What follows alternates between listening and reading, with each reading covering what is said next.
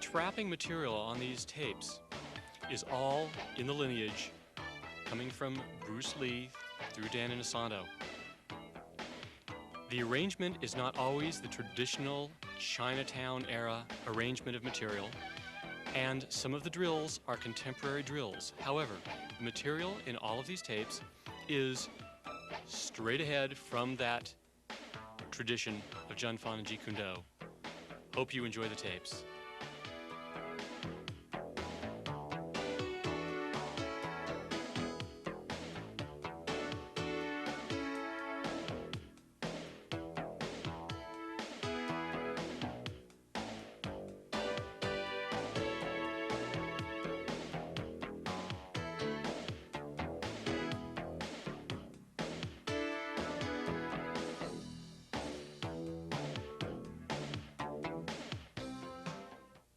Hello, I'm Steve Grdy. Welcome to this tape on the Junfan and JKD approach to trapping. Trapping is a very valuable skill, as we'll see, both offensively and defensively. And it is at a range where combat usually ends up. In other words, relatively close. And for that reason, it will give us a great advantage if we have these skills, and not only that, it is a great surprise to most people who are not familiar with having their arms controlled and slapped and grabbed in these ways, and therefore will put us at a great advantage psychologically as well as physically.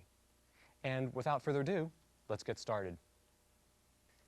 I'm sure you all remember Mark Baloff from various tapes, and he's back again to help me out with this. First thing, you can do trapping deliberately. In other words, you set it up so that you can trap somebody, or can be that you just happen to be trying to punch them and they obstruct you. If they obstruct you, in other words, try and block or defend, that's where trapping comes in. So, starting with the first series, when I'm facing Mark, if I am trying to jab him, if I'm just trying to hit him with my straight lead hand, he has a number of major obstructions that he can give me. The first obstruction that he's going to give me is just kind of a forward obstruction. It could be pretty much looking like a rising block from karate, or it could be that just the hand comes up. This is just a very instinctive thing for people to do, and that's one of the reasons that the JKD approach is so cool, is because it's based on actual human reactions as opposed to some theoretical reaction that you're probably never going to get. So when I'm facing Mark, and I throw my straight punch to his face, and he gives me a forward obstruction. At this point, if I feel that I'm close enough to hit him with a trap, because he did not move back, but he just obstructed, then I will try and slap this hand down, and ideally, you will try and take this as though it's a spike through his forearm to his ribs. Although it may not always reach that way, and it will still be effective, but ideally, you will try and take it from here all the way down to there, because it will blow his balance away as well as be that much more disruptive. You want to constantly convey an aggressive kind of destructive attitude. In many of the trapping combinations, you'll see us doing the trapping but without always full forward pressure so that you can see the trapping combination clearly. But everything, imagine, will be as full on as you could get. So again, if I run into that reference, maybe I jabbed him once and he blocks that way, bam. Oh, I see, okay, he blocks that lead hand, bam. So then the next time, once I've established that, then that's when I can punch, boom, and I can take this in, and you advance. Make sure that when you do this, that when he blocks with that hand, that you don't, see, I haven't moved in appropriately, so I'm still out of the way. It has to be that, and it can't be like this either, that here, and now I kind of move in, that's too late too. It has to be on the beat. So when I punch, and as soon as I make that contact, boom, that's when you take that thing in. Make sure also on the POC that, that when I trap, that I don't withdraw because I've now lost my initiative, or I've given him a chance to recover, I've given him a chance to see what's going on. So again, in slow motion, there are several versions of everything, even within any group, from any teacher. But the way we're doing it right now is that in slow motion, I extend my jab notice this, that I have enough bend in my arm so that when I slap his arm down, this can continue. Now, we're using a fist right now. It could be finger jab, it could be palm, it could be poke, it could be a lot of things. I'm using a fist partly because that's a basic thing to do. I would rather poke, but I don't always trust my control. And Mark's a good friend of mine. Okay, so once again, even if, and if I felt a little far away, then you could still watch this. Notice that I start my advance and then I trap. That's another way of doing it. So one way is if I feel I'm close enough to just go, and the other one is I feel I'm just a little bit further, so I approach and then go. But in all cases, I don't pull back and then hit. The trapping that we're going to be doing on the tape, by and large, will not be from reference point. What do I mean by reference point? A lot of the training, say in the Chinatown school, was from the reference point. And now from here, we lop, we pock, we do all sorts of techniques. And that is fine, except that the one disadvantage is that you can develop the bad habit of not finding the reference point. And finding the reference point in flow is half the skill of immediately that when I punch Mark, if he blocks across the center line with his lead, okay, I would go with this. If he blocks forward, okay, that's when I go here. So it's the sensitivity, without even going into the sensitivity drills, it's the sensitivity to what that lead barrier is that's half the skill. So we want to constantly get into the habit of punching to find the reference point and then connecting from there. Okay, so from the pock, that high reference point where we can pock, that when he gives me that high reference point, I feel that for one thing, that if I was a little bit too extended and I felt it might be difficult to reach, then one of the things that I can do is I can pull. Although those are overlapping techniques. In other words, where you can pock, you could lop, which is grab. A lot of times I'm going to be saying English terms. Why? Because, see, this is the lop, the pull. And it could be with just the fingers on the wrist. Just the fingers on the wrist. It could be with the full hand. And if you reached high, the advantage of reaching higher sometimes is that see how his body doesn't necessarily move, just his arm, but if you pull here, the whole body moves. So there are different approaches. Some people like to grab higher, some people grab lower. Some people even scrape the arm as it comes down. But the reason that I'm going to use sometimes the terms grab and pull or slap or circle is because the Wing Chun clan has a really interesting, valuable idea, and that is call a thing what it is. In other words, Pak Sao means slap, or Pas means slap hand. Lap Sao is grab hand or grab and pull hand. Hyun Sao is circling hand. Jia Sao is disengagement or running hand. So sometimes we'll be using the Chinese terms because that's what I grew up with in the system under Dan Inosanto, who all this information is from, and also training with Paul Vunak.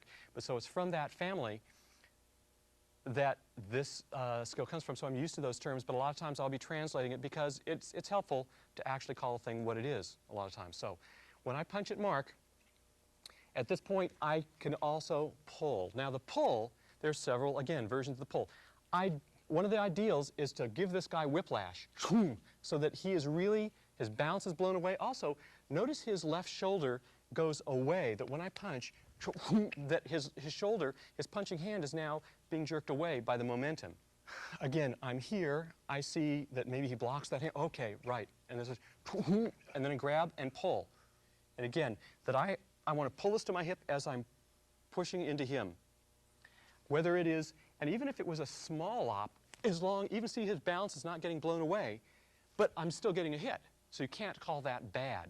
Okay, so that is your basic lap sao or grab hand, and grabbing and pulling. In other words, this is the high outside reference point. When I hit, or he hits, somebody hits, something happens, it doesn't matter how, but we end up here.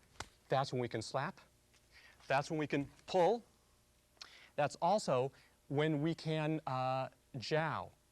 Jiao means disengagement, or running hand, literally, but it's a disengagement, which actually, to many traditional Wing Chun people, it's a bad thing. it's an epithet. In other words, it's like considered a bad thing to do because it's considered to be opening your line.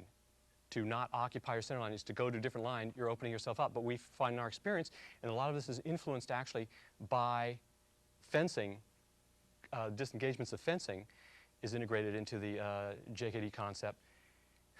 It works in rhythm. If you do it in rhythm, in time, and you get this person thinking what you want him to think and expecting what you want him to expect, it can be pulled off quite well.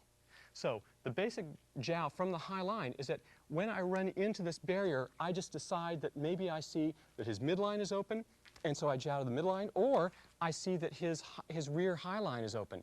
So on his rear, so if I see that he's holding his rear hand low, okay, then when I go here, that from here, I go for the ear slap and all sorts of other goodies that are happening there. Okay, so watch it one more time. That as soon as I run into the barrier, that's when I come here. And it's with a POC. Now, POC is a general term as well as a specific term. What do I mean by that?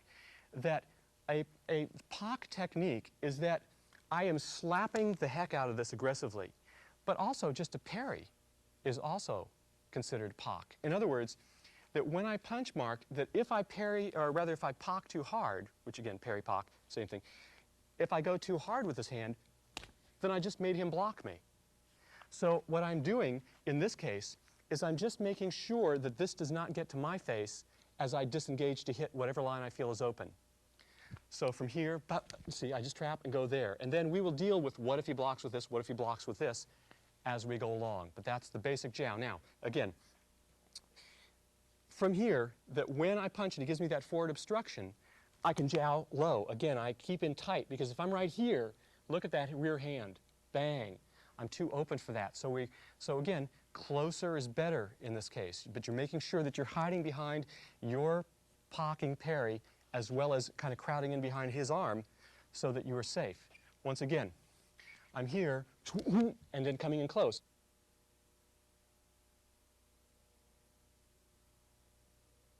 Now, at this, again, we will deal with the second barrier as we go along. What if he blocks with this? What if he blocks with this? What if he hits with this?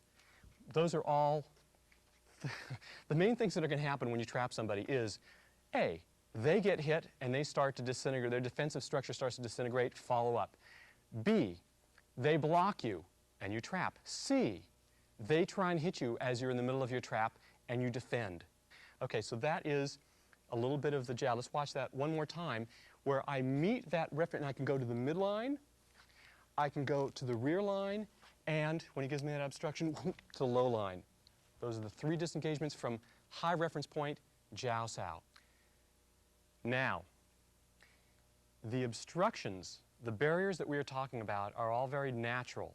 Whether somebody, and it's very natural for somebody to give a forward obstruction or a rising block, as we'll talk about, whether they are trained or untrained. If you, a lot of traditional martial arts, as far as I'm concerned, are formalized as the formalization of natural habits, good or bad. In other words, I think you'll see people doing this naturally, and I think that this just became kind of the way rising block became established. You'll also get crossing center line energy. When we're talking about energy, we're not talking about chi, we're not talking about something mystical. And I'm not saying that I don't believe in those things, that's just not what we're talking about. We're talking about the kind of feel, the kind of pressure that the person is giving you as a defensive response to your attack. So the next energy or obstruction that we're going to talk about, we've talked about forward, now we're going to talk about crossing center line, which indeed, in so many martial arts, that's the tradition, whether it is more from the Japanese point of view or whether it is from the Chinese point of view, it's still crossing center line energy. So when I'm facing Mark and he gives me his right inward forearm block, or not even a forearm block, it doesn't have to be kind of so formalized. I'm telling you, I've had to really work with Mark to try and get him to give me such bad responses because he's really much better martial artist than this. But when he blocks across with that line, again, I'm at the range where I could actually step in and hit him. He doesn't move, okay? I know that I can reach this. If I'm out here, he's not really going to be threatened unless he's really not very good. So I'm here, and I'm still keeping my guard. And when I punch, I've already ascertained that this guy, through a couple of jabs, again, he blocks across. Maybe I went, oh, I see, he blocks across. Oh, okay. And then usually somebody will give you that same kind of energy. He's not going to give me 3 different responses to my lead punch if he is kind of the kind of standard issue guy that just kind of has a habit. So when I punch, okay, I'll do it in slow motion here, that I punch, and I trap this towards him, and I roll around. Notice that my elbow is not pulling back. Now, it could be back knuckle, it could be hammer fist, it could be hacking, and it could even be whipping the eyes, it could be even poking the eyes. But right now, as a basic unit of hitting, we're going to use the hammer or the back knuckle. So watch again. Okay, as soon as I punch, it comes around. Again, comes around. Now, you don't want this to happen. Okay, I'm going to face it more at the 45 here. You don't want it so that it's just as I'm attacking. Now, right as he pushes across, see that I roll down, I trap this, and come around. It is important, in this case, that I don't pull my arm back, and exactly. It's giving him all that time. So it rolls around.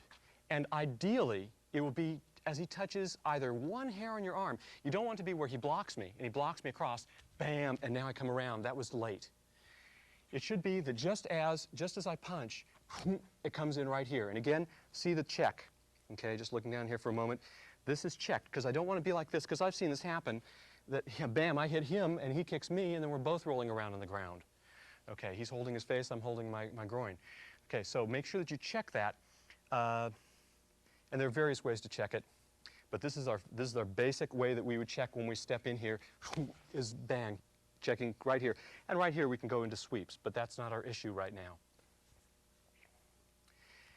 Again, if I do not trap right as I go in, watch this, and I start to go here, now he can lopsow me, bang, because I didn't trap that arm, I didn't take care of this thing. So that's why it's important that as I go in, that this thing is trapped across into here.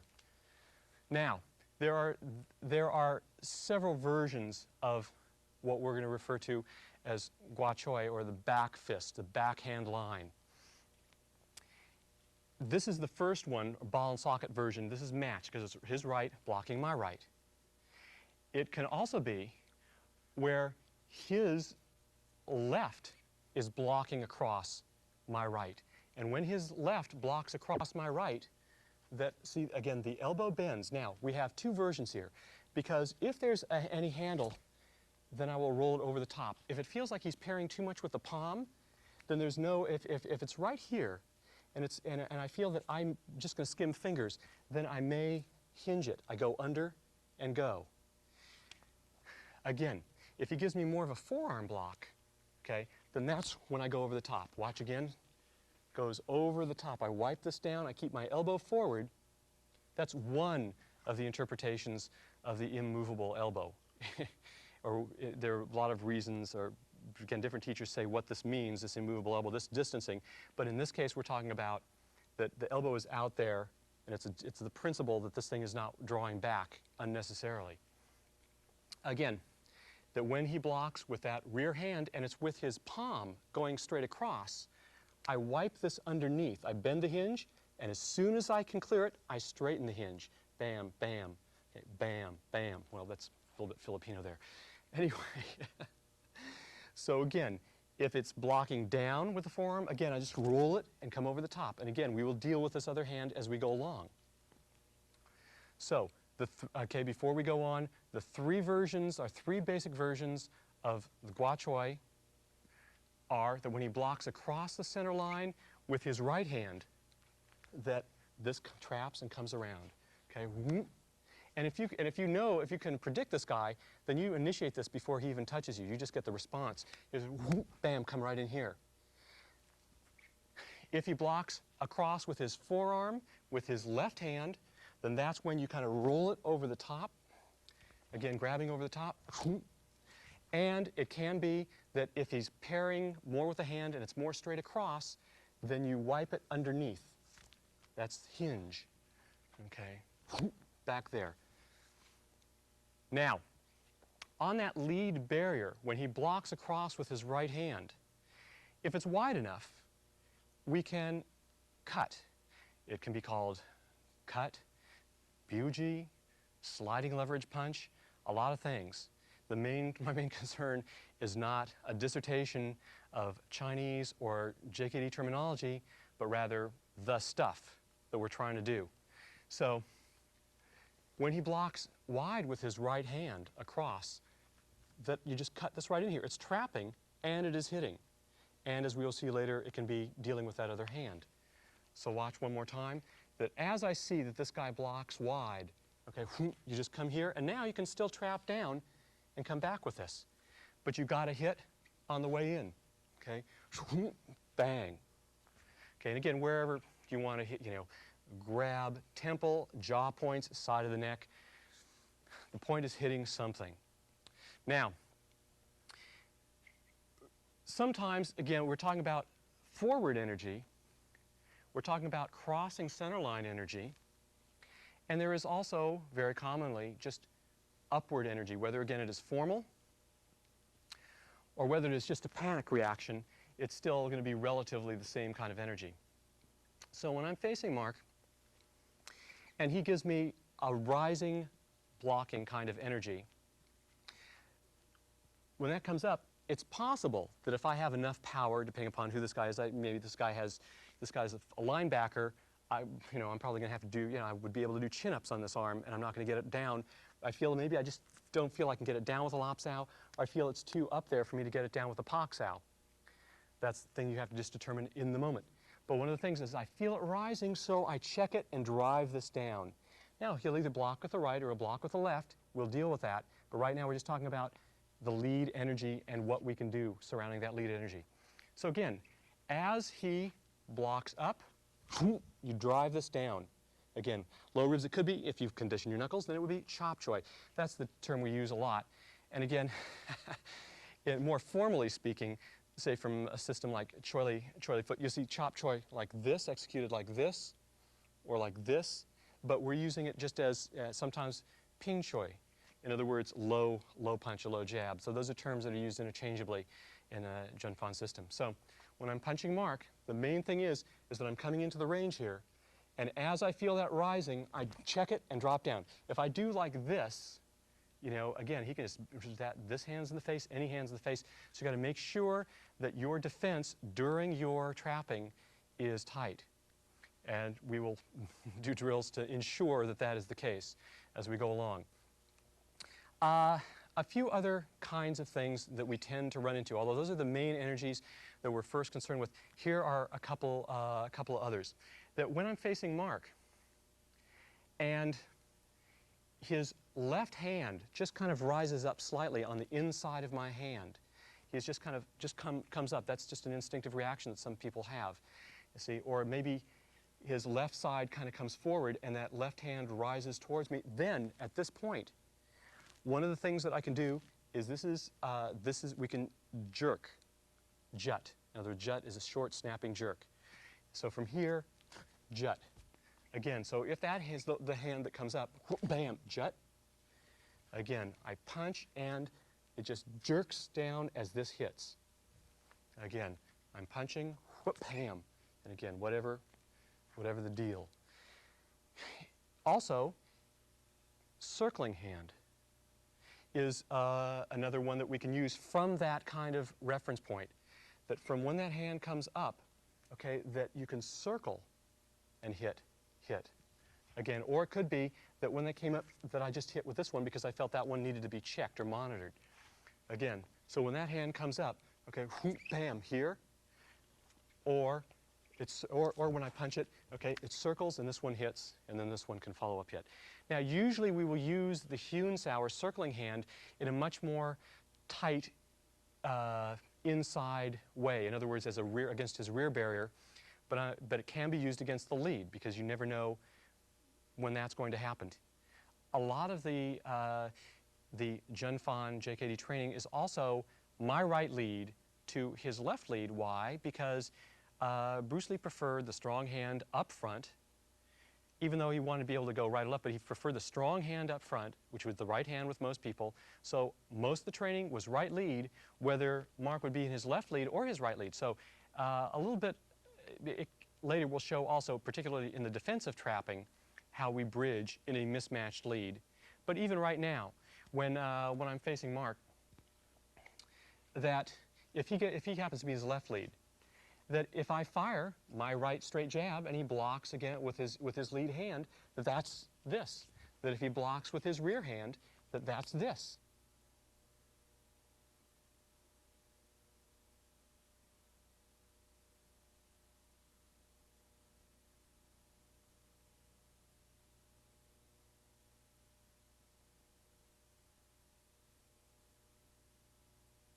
If I fired my cross, you know, maybe I faked with my jab and then I fired my cross and he blocks cross with his lead hand. Okay, here we are.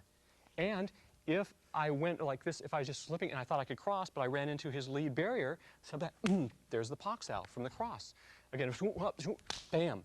In other words, I think that I'm here, I'm punching, and all of a sudden I run into that barrier. That's the way to attach with that barrier too. Or again, maybe I throw the low jab to try and get the high cross.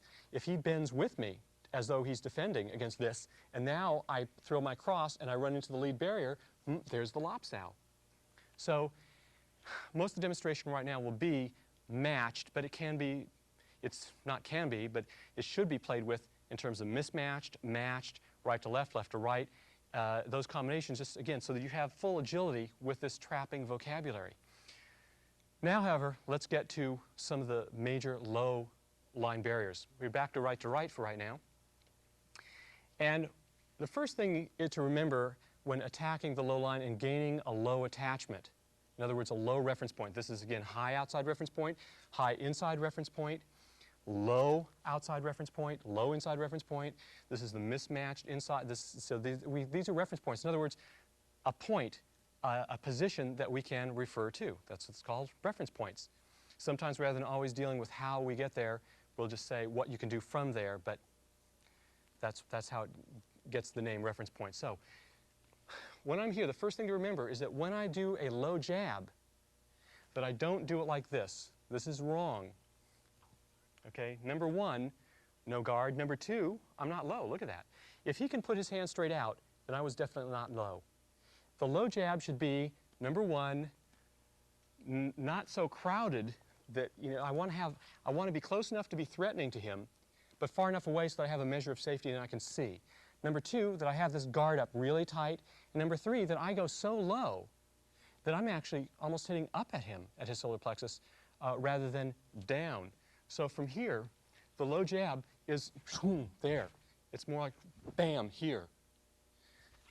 Now, does it always have to be that extreme? No, but the main thing is that the principle of actually, you want him to see the stimulus so that he reacts down to you as well. Good. Now this is the low reference point. Notice this. I have this, just in case that hand fires. Okay, if it does fire, there's back to the shoulder roll, or, you know, again, the thing is, it can go in and jam it if I see that it's potentially there. But right now, we're idealizing the situation. So when I hit the low, if he blocks with his lead hand, then that's when I can go with the trap. This is the low hit. Could either chop choy or ping choy. And I trap this thing from here, springing towards him. Okay, right there. And it has to be, you're like a button. In other words, you're spring-loaded. That you don't do this. That when he blocks, bam, ha-ha, lost your initiative. What it is that again, I'm exploring. Okay, so I see, he blocks with the lead hand. Bam, and you come in, again, checking this thing as much as possible. Again, as soon as I'm here, I down, up. Okay, so your head kind of would make a V, because it's going down and in, up and in further.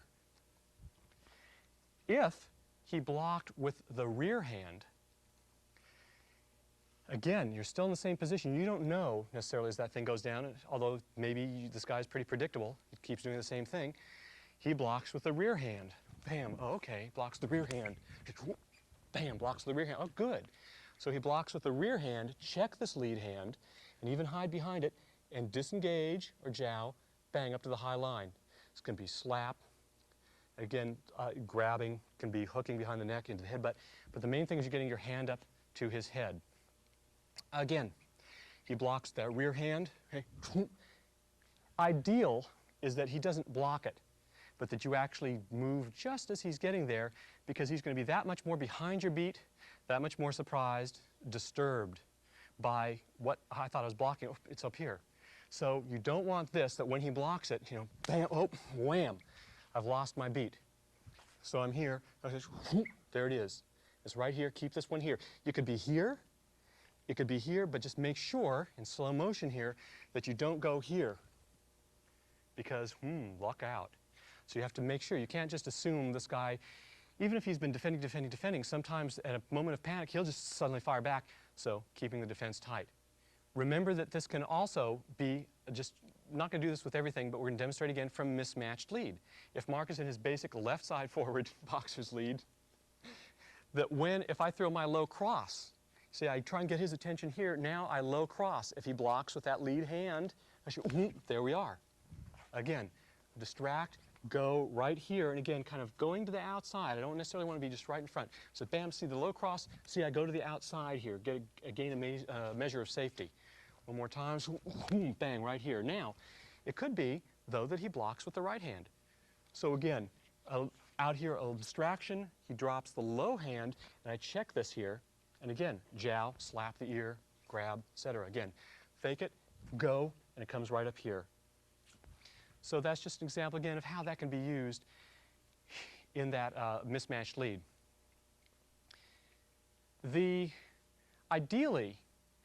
Ideally, trapping will be done so that you have gained control with one hand over both of his hands and you're pounding away with your free hand.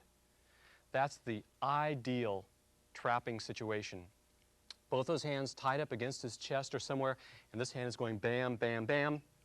And then a lot of times, and there's some Wing Chun people traditionally that will talk about all the trapping, all they want to do, all they want to get to, no matter all the techniques that you can do, is get to the battle punch, the straight blast, Jik Chung Choi.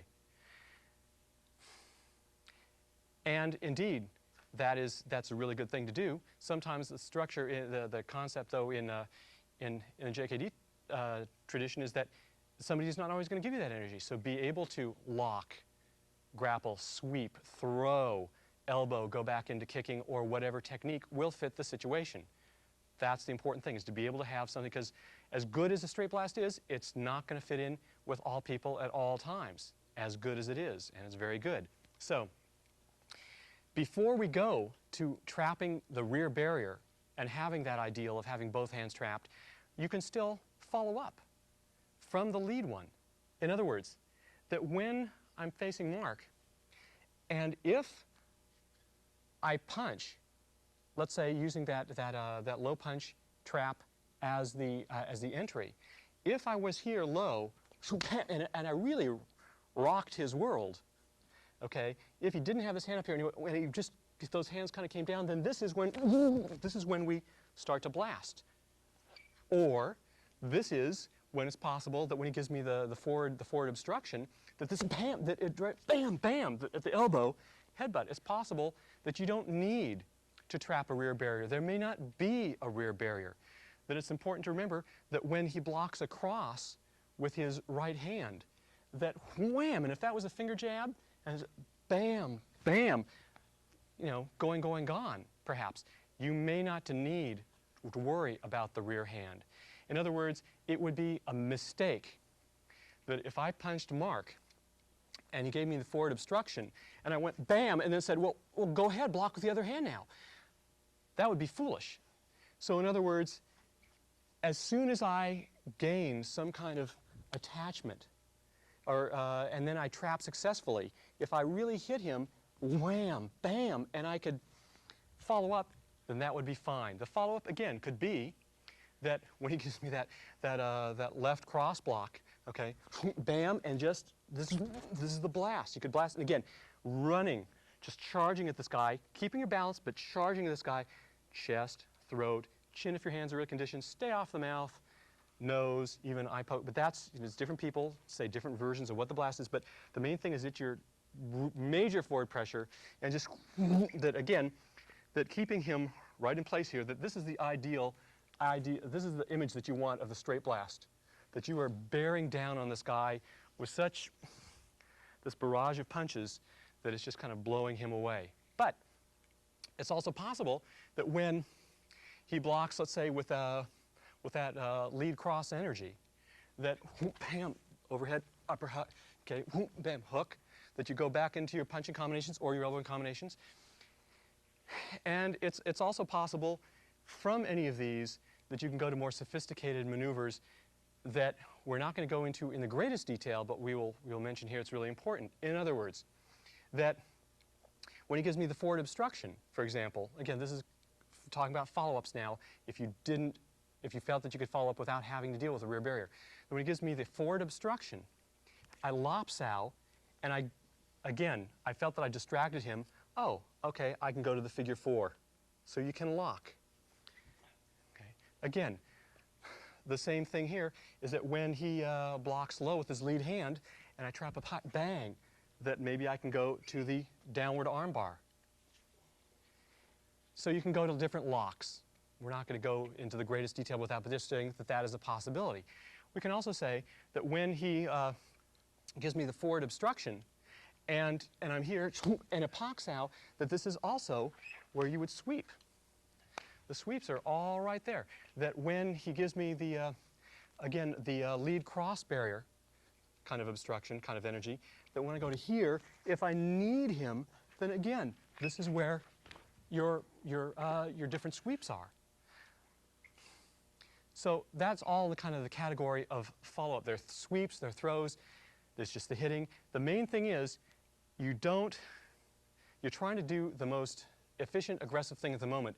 You're not going to wait for the trap necessarily, or wait for the obstruction so that you can trap. If you've got a chance to hit, lock, throw, whatever, then that's what you do. But it won't always work that way, and that's why we have these other aspects of the progression.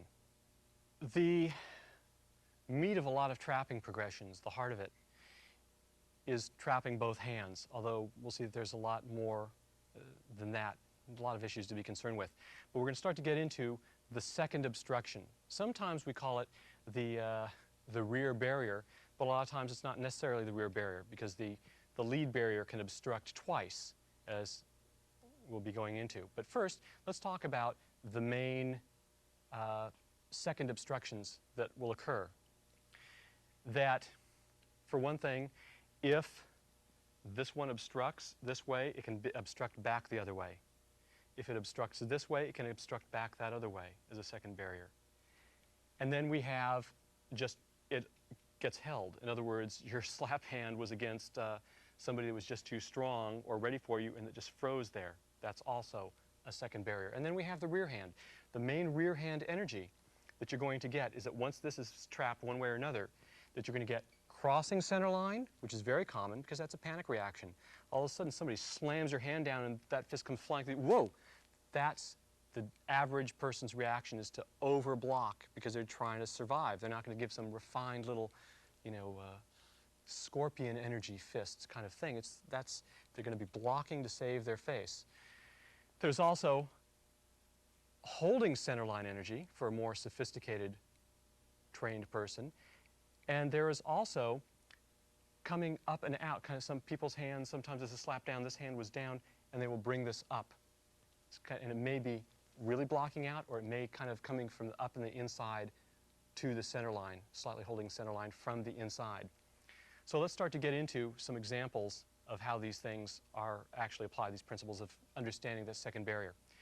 That in the first series, taking it off of the slap hand, poxhow, is that this is a very common kind of reaction, that when I punch mark, and again, we will be showing how to do the trapping from defense as well, but right now we're talking from attacking because you get more variations, a broader range of energies to different responses to you. That's why we're starting with attack. When I face mark and I gain the attachment, or maybe I just pock right, maybe I fake slightly low and he drops a little bit, and now I just trap that hand, even just free, just no attachment. And at that point, he will cross. When I trap, bam, he crosses the center line. So it would not make sense for me to go over the top here because I am under my arm. So that is why I will wipe under so that I can keep maximum cohesion and back fist. At this point, this is a good place to gum sow or pinning hand. The way we do it is that we take it, we clutch here, and we put this elbow there. So we have, bam, two hands there. And do we have to travel and do all sorts of things? No, we could just sit here and go bam, bam, bam, bam, or hit, alternate. Hit this traps here, then this one kind of checks it as this one, just right here. And again, kind of charging at him to try and push him out of camera range, to try and just back him off. Let's go through that again.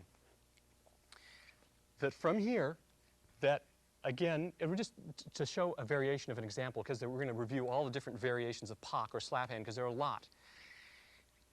That if I'm just here and I just, see, I just faked it and I trapped it in a detached way. He panicked, went across the line. This hand comes under, backhand, down.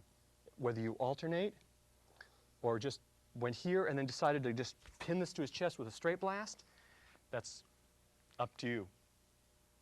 Anybody that's attended Larry Hartzell seminars will see how it goes into the grappling and the locking. Anybody that's lucky enough to have attended Dan Inosanto's seminars will see how this can go into anything because he knows how to connect all the systems. He knows how to put it all together and relate it. So anyway, watch again. That I'm here, and even if I just shove it to the high line and gain the attachment, okay, it's just right there. Watch again. Okay, it's just right there, and one more time.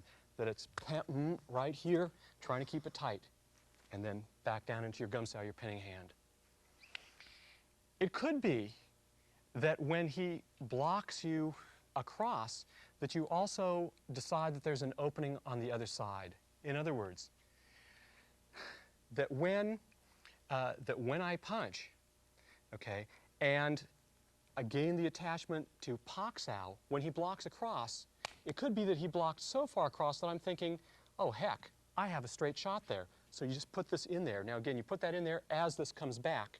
That's the biosao, biosao, finger jab, doesn't matter how you pronounce it.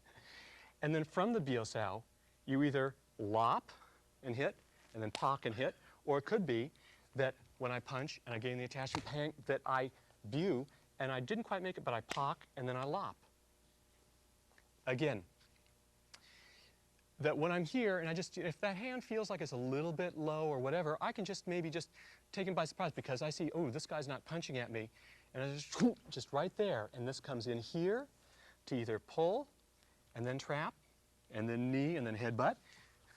Or it can be that when I'm here, that it comes here and I say, oop, no, I can trap it and here, or it just feels, if it's more forward, maybe I decide to pull and then trap. If it feels like it just needs to be cleared away, that's when I trap and then I pull down here. And again, from there it can be into your gum sow. Again, from here, punch, stomp, that's dumb tech. Okay? It could be knee. Okay? Again, it can be hacking, it can be spade to hack. So you want to. There's so many combinations. So we're just trying to say, what are some of the ways, the main frameworks, the structure by which we get in there. Again, from the pock sow, we're talking about that as the theme, the entry theme, and what we can do off of the rear barrier, is that when I trap that thing and he blocks it across, I felt that I was a little bit off to the side or falling that way or pushed that way, so that I just cup sow. Again, traditionally here or hitting here or hitting here. Watch again. I gain the attachment, I trap, I cup, I turn, hit, and then again from here, if you want, re-trap and hit. One more time. And when I'm here, okay, it's off to the side, bam. And again, shoveling here this time, because that's right there. You take the openings as they occur. You can't say, I'm going to pock sow, lop sow, guat choy, gum sow this guy into oblivion. It's just, that would not be being a responsive fighter. You can't predict so accurately. Also what can happen is that when he gives me that lead obstruction and I go here, it could be that I hewn sow. In other words, that from here, the cup sow is that it pulls away and I hit here, here. Whereas the hewn sow, or circling hand, is that when I'm here, that this circles, and then this same hand would hit either low, or it could even go into bow pie. That when I'm here, that here, here. Now, getting to that rear barrier, it's really the same thing. You could get there to those same variations through gua choi, or the ball and socket. So, when Mark gives me the lead crossing, again, this kind of crossing centerline energy, the first thing that I can do is that when this thing, when the rear barrier crosses across, when he crosses with his lead hand first, he crosses with his right hand, now he crosses with that that rear hand. Fine, lop sow, back into the gum sow. Watch again. That when he blocks across, very natural, blocks across, very natural. That's not something that that would be unusual to find. People panic. They block. They try and block. Okay. Again, a boxer is not going to do that, but again, we'll talk about a boxer later. Talking about somebody with kind of average responses now. It's not all that trained, or maybe is very trained to block, in which case we love him. Okay. So one more time, he blocks with the lead hand, and he blocks with the rear hand, bang. Back into any of the variations, same thing, that when he blocks with the lead hand, okay, blocks, boom, I decide that I can go here, and then lop, pock. Again, one more time on that, that I'm shoving this to the center, and he blocks across, and I decide, oh, I think I can get that. Oh, no, I ran into a barrier, so I lop, and then I pock, or I went right into the gum sow in that case. And again, it could be that when he blocks across, and he blocks across, that I ran into this, and I decide, no, I don't feel I can lop, but I can pock, lop.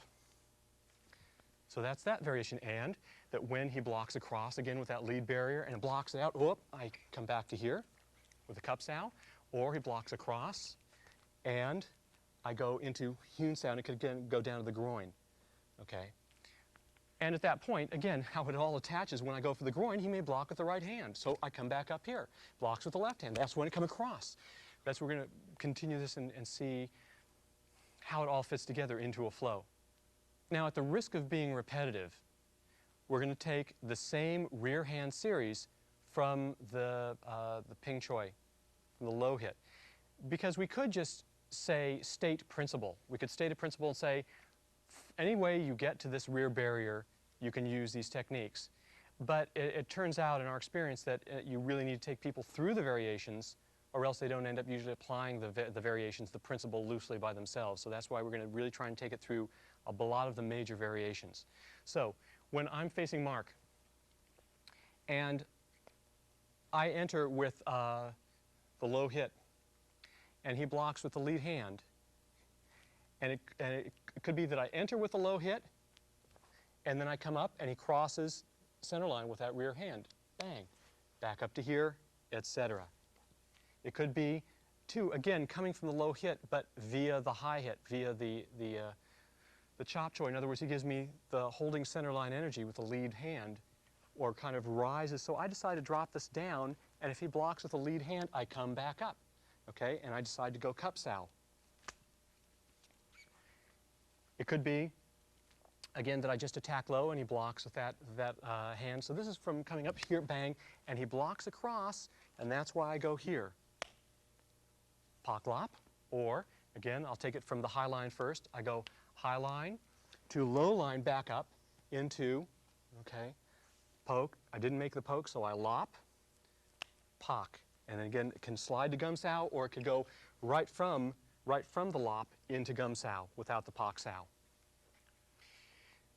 And remember, just the rhythm of the thing, even slow, there's a continuity to it. So coming back to the cup sow, pock sow, for example, is that when I'm here and I come back up and let's whoop, bam, that there's a flow to things that you want to achieve via doing it fast? No, through doing it slow and smooth, and then building up from there. So you want to make sure that you're not fast and jerky, but there's a continuity to your trapping from one thing to the other. Once again, going to that same rear hand series, but via jowing to the inside sector. In other words, if I meet his forward obstruction and go to the inside right here, it's going to be very natural that he blocks across. And when he does, this one can lop right here, and then cutting back down. Let's do that one more time slowly. That I meet the barrier, I go to the inside line. He blocks it across, I wipe it down, and I come in here, and again, cut this down into here. Or that I reach the same place, and it gets to the inside line here, and when he blocks it across, I try and hit. Okay, lop and hit. Or, once again, I meet that obstruction, I jow to the inside line, and when he blocks me across, I decide, oh, I'll scoop out here with the cup sow. And finally, that once again, that when I reach up to the inside, that I go here and decide to attack low. So those are some of the variations against that crossing center line barrier when you go from a high reference point and you jow or disengage to the inside line, but not the wide inside line, which will be a different variation later. Now, from the lop sow, again too, this is really important to be able to do these variations. That when I gain that attachment, that lead attachment, I punch and I lop, bam! Now, if I didn't successfully get there before he blocked across the center line with his rear hand, that one thing that I can do is I can just cut and then bring it down into the trap. Again, same thing, that when I punch and then I gain that attachment, bang here, and he blocks it across, and then back and down here, and then bam, what follow-ups you may have.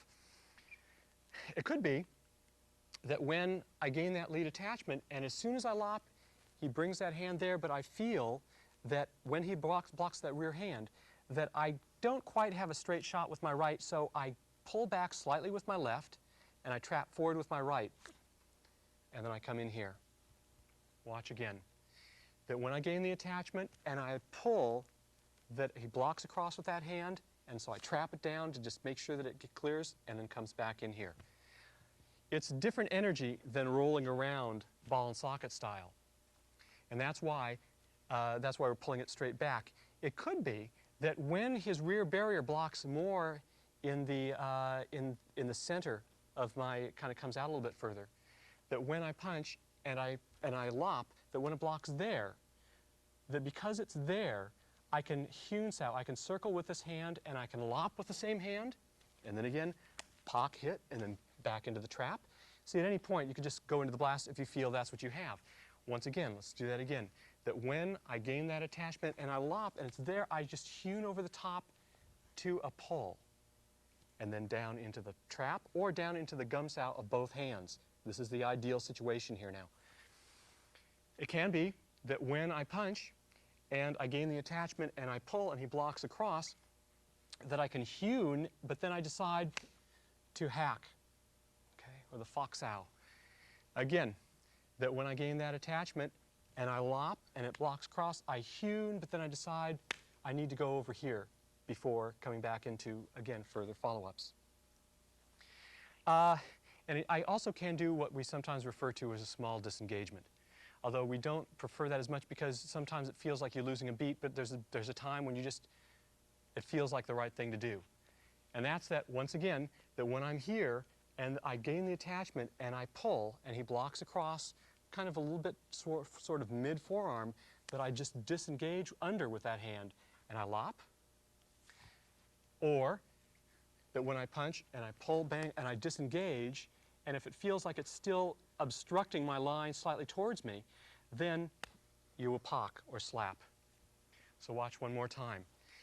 The thing is that when I punch and I pull, that if it's kind of on my wrist, if it's too much on my wrist, then I may not feel like I can hewn. If it's more here, then I feel I can circle. If it's more here, then I will do this one or the cutting. And if it is more in the center of my arm, then that's when I may circle over the top, and if there's room, because it's kind of high, then I will circle under the bottom. Although we still, again, the more direct line is going to be when I punch, pull, that right there. So those are the variations dealing with a crossing rear barrier when you have done lop sow or the pulling hand. That's all we have time for now. Sorry we have to stop this tape in the middle of a progression. On tape number 2, we will finish this series on dealing with 2 obstructions in a row before continuing on to the further material.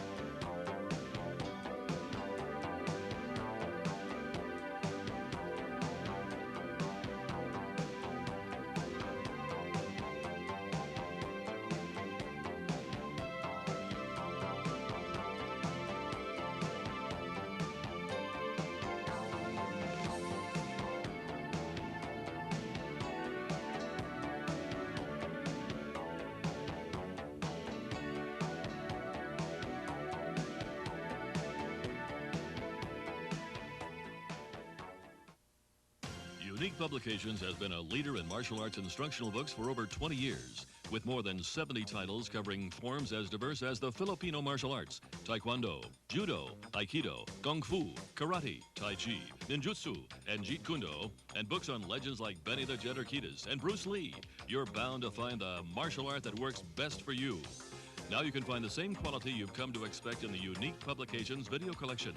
Each video takes you step by step through the process of learning your chosen method of self-defense. With some discipline, perseverance, and training, you'll be on your way to mastering the martial arts.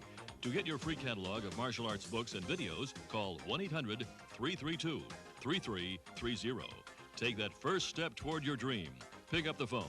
Dial 1-800-332-3330. And ask for your free catalog. You can't lose. Unique Publications provides you with your ticket to the world of martial arts. All you have to do is claim it.